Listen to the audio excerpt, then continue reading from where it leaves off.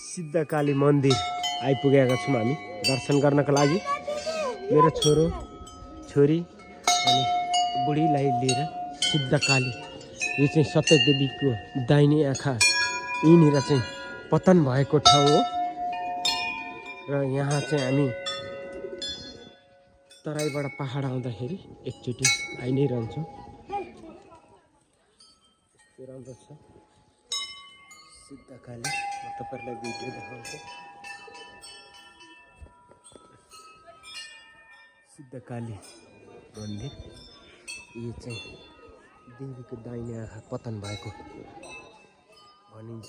यो सत्ययुगमा चाहिँ पतन भएको अरे भनेर मैले पनि सुनेको होइन। अब आँखा पनि छ भन्छ, त नहोला त्यही पनि यस्तो छ।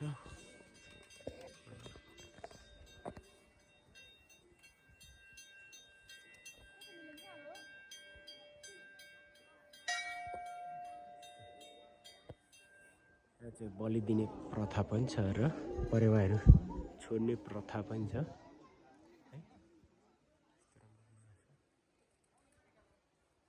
भक्तजनहरू आएर चाहिँ पूजा आराधना गर्दै हुन्छ।